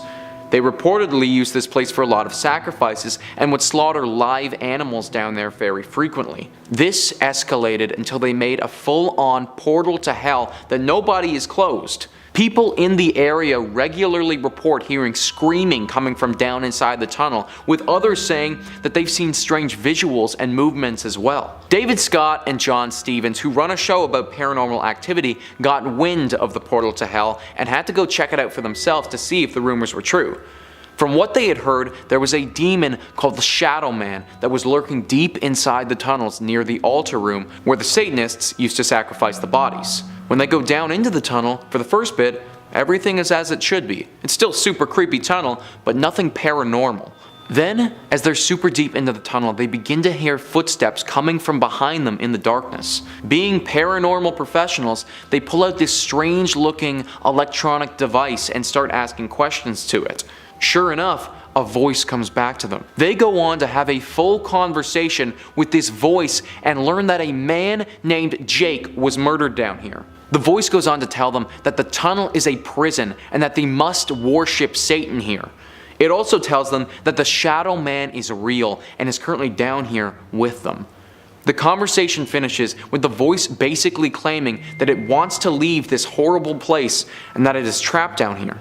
I'm not sure how real their interaction was with this voice, but with the history that this tunnel has had and the amount of people who have had reported sightings of beings and other odd, unexplained things, something is definitely not right about that tunnel, or the portal to hell in Blue Ash, Ohio. Coming in at number 5, we've got Ogopogo. Let's start with a famous one. Move over, Nessie. We've got a Canadian sea cryptid to discuss. If you've ever been to British Columbia, you'll know that there are plenty of mountains and lakes to explore. One of the more well-known ones, both for its picturesque qualities and supposed housing of a monster, is Lake Okanagan. Situated in Kelowna, this lake is famous for its vacation-friendly beaches. But if you head out looking for a relaxing day on the water, you might meet up with a strange beast. Sightings of the Ogopogo date back to 1972, but indigenous legends have been telling tales of the creature for much longer. It's described as a long, slender creature with many humps and a horse head that peeks out of the lake during thunderstorms. Sound familiar? While not nearly as famous, Ogopogo is quite similar to Nessie when you get down to it. Both are aquatic, hard to find, and attract all sorts of cryptid hunters. All sorts of folks have claimed to see Ogopogo swimming around, popping its head out of the water from time to time. Photos and videos are common, but none are really verifiable or convincing. Thankfully, the creature seems to be relatively friendly. For all these sightings and rumors, there haven't been too many claims of violence or aggression from the lake-dwelling beast. In fact, it's actually quite well liked by everyone. In the 90s, the Canadian government commissioned a postage stamp in honor of Ogopogo.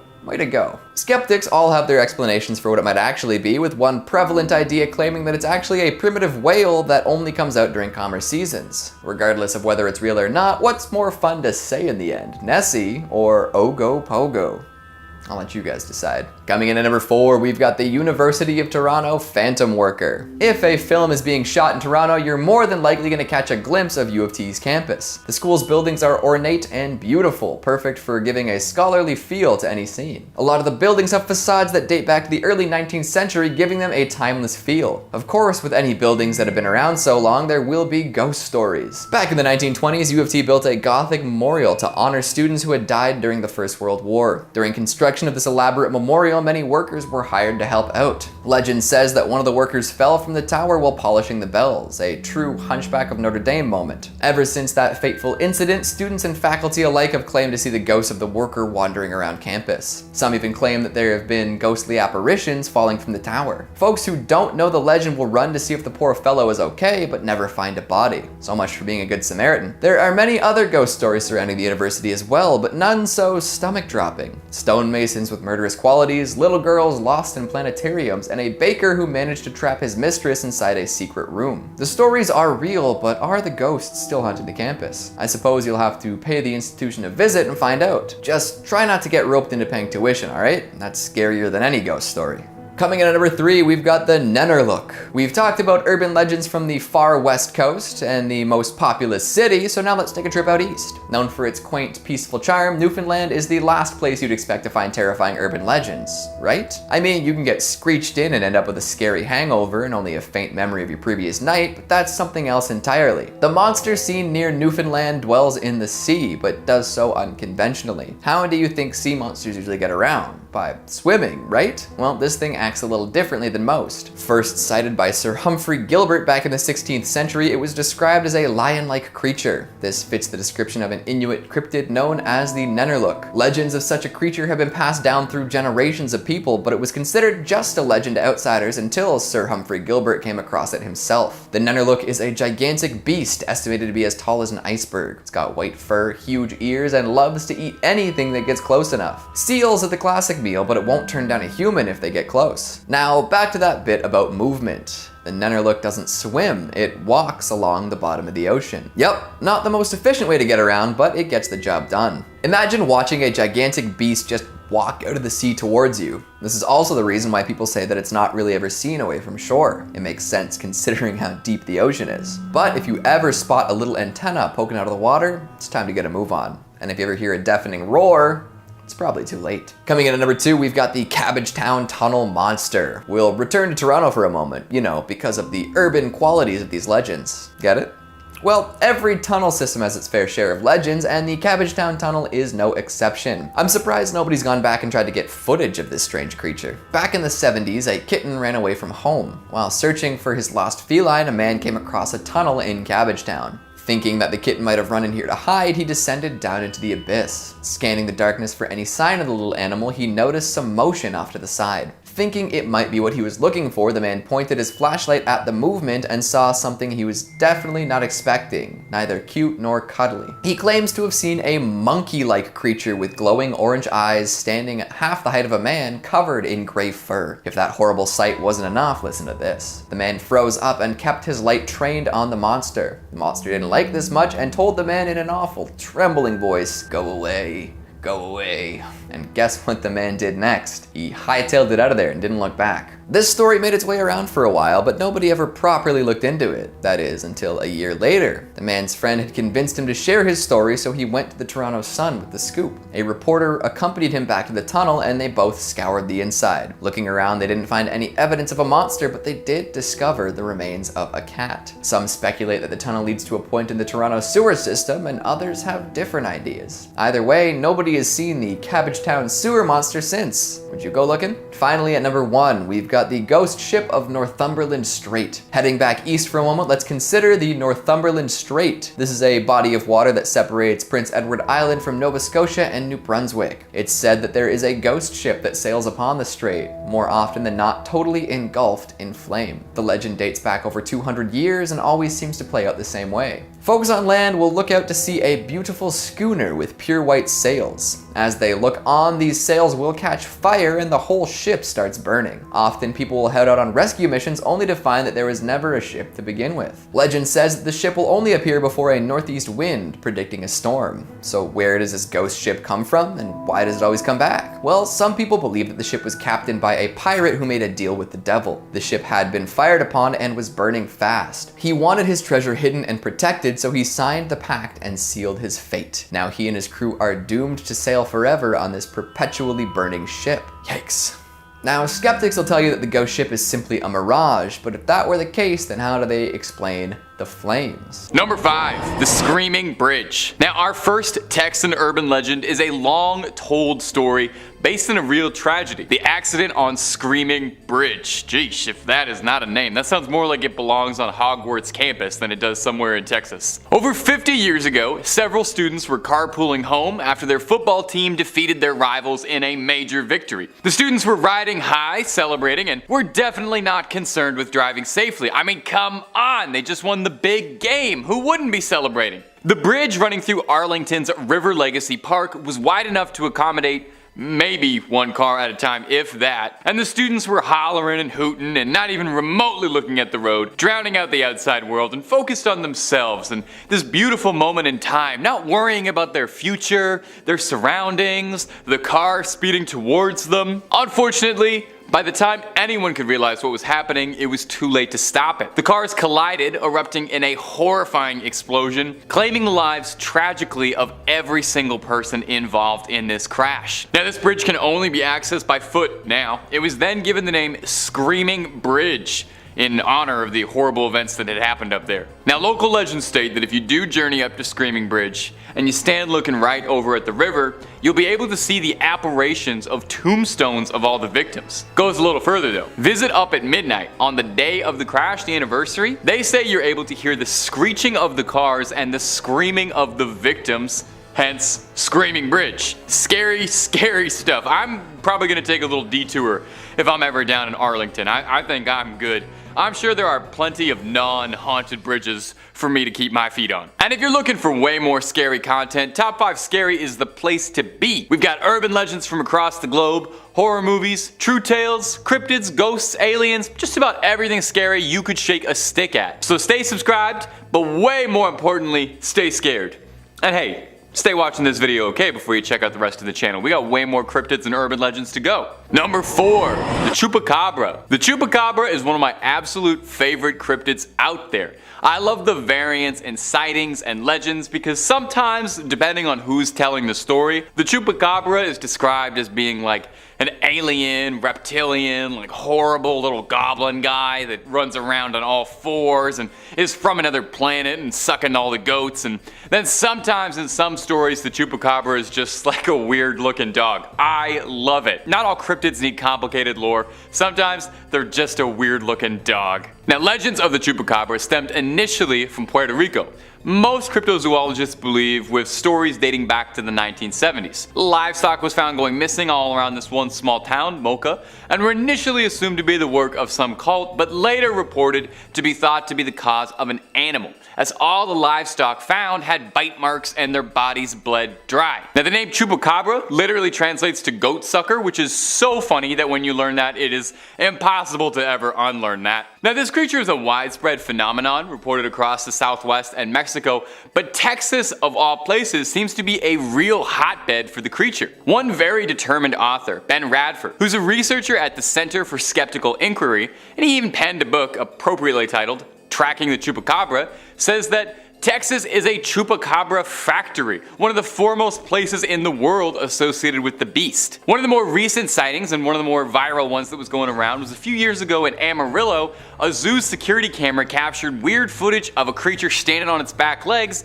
that looks a whole lot like a Chupacabra or Crash Bandicoot. You decide for yourself. Number 3, the Black-Eyed Children. Our next entry details the paranormal sighting of a cryptid called the Black-Eyed Children. Nailing down the first earliest sighting of Black-Eyed Children ever is difficult since there are some conflicting reports, but most people tend to agree that the first widely recognized instance of this was from a journalist in Texas in 1996 all the way down in Abilene. Brian Bethel was a journalist working at the time, and he said he stopped in a parking lot near a movie theater to write a check. He heard a knocking on the door of his car, and he looked up from his pen and paper and said, and I'm quoting him on this, he said he felt a soul-racking fear looking out at a boy and his younger brother. The boy told Bethel that he and his younger brother both wanted to catch a movie, but they didn't have any money. Bethel was uncomfortable with this, but dismissed it as just having the jitters. The two kids told him that, hey, we're just kids, nothing to be scared of,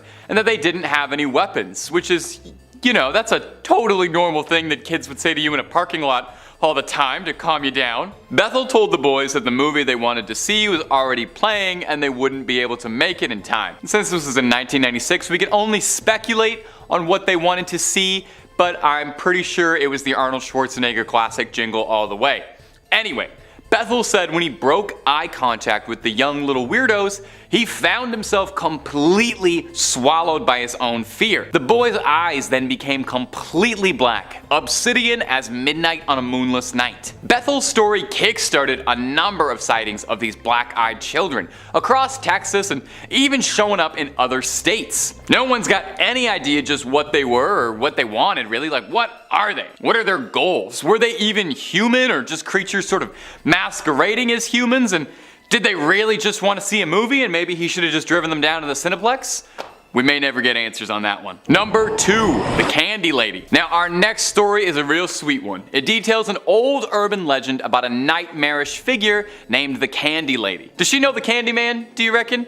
I bet they would be a great fit for each other if anyone wants to set that blind date up. Anywho, the Candy Lady, despite the sweet nickname, was a ruthless criminal with little regard for her victims. Her real name was Clara Crane, but history remembers her as the Candy Lady since that's way scarier. Get ready for a humdinger of a ghost story. In 1895, she was accused of poisoning her husband by slipping him caramel candies that she had laced with something lethal. Now, a couple years before, this young couple had lost their child, causing Clara to become distraught. Clara blamed her husband for what had happened to the child, leading her to add a little extra sugar to his sweets. Oh, I'm making light of this. That's terrible. If she poisoned her husband, that's just terrible. I don't want to joke about that. Clara was deemed unfit for trial and was placed in the North Texas Lunatic Asylum, which, don't worry, thankfully received the much more pleasant name as Terrell State Hospital down the line. I can't believe that's ever what it was called before. Imagine getting sent to the North Texas Lunatic Asylum. Unfortunately, her stay at the North Texas Lunatic Asylum would not be the end of her legacy. I just wanted to say it again one more time. I'm sorry. Can you blame me? In 1903,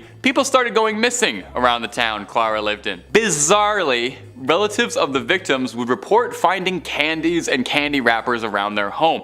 Sometimes there would even be threatening little notes on these candies. Locals started speaking again of Clara Crane, the woman who infamously poisoned her husband with dark candies years back. Now here's where it gets bone-chilling. A nearby farmer found a bunch of teeth in his fields and then discovered the body of the town sheriff in his field without his choppers and forks in his eyes and candy in his pockets. Now, no one knows what truly became of Clara Crane. There's not really a lot of records for this thing, but she's become a great ghost story to locals who tell the tale of her luring people away with her sweet little treats and taking their teeth and eyes in return. Oh my god, that's giving me a toothache just talking about it. We have to move on from this one, otherwise I'm gonna have to book a dentist appointment soon. Okay, moving on. Number 1, the Donkey Lady. I saved the best for last. Our last entry is the bizarre legend of the Donkey Lady. Now there's a few variations on the origin of the Donkey Lady, but the stories always end up the same horrible way. And we'll get there in just a minute. But let's take it all the way back to the start, and to go back to the start we gotta go sometime in the mid 1800s. The story goes that there was a family that lived near Elm Creek, way down in San Antonio. They had a modest farm property, a husband, a wife, and their children. One day a $5 man from up north rode past their property and taunted the family for the donkey that they had. Not sure why you'd do that, he's clearly never seen a fistful of dollars. You never make fun of a man's mule. It's the fastest way to end up in a coffin. Anyway, the mule didn't take too kindly to being laughed at and bit the man over his taunting. This man was enraged and beat the donkey within an inch of its life, at which point the mother of the family came out and started to pelt rocks at this strange traveling donkey hater. The man couldn't just leave well enough alone, because as legend goes, later that night he brought a posse back to come burn down the farmhouse and blocked up all the exits to burn them inside, all over a donkey, allegedly. The farmhouse went up in flames. The only survivor, tragically, was the wife who initially had come to the donkey's defense. As she ran out of the home, her skin soaked in flame, her hands melted down to little stubs, her face deformed, skin sagging off the muscle, crispy and black, long, like a donkey's snout. She ran into the night and hurled herself into the Elm Creek, which is the last place anyone had ever seen her. Today, there's a bridge called Donkey Lady Bridge over Elm Creek, where locals claim that they've seen a creature with a donkey's face screaming at them from the window of their car. Legend has it that the spirit of the wife haunts this area and torments those who cross her bridge while grieving the unfortunate loss of her family.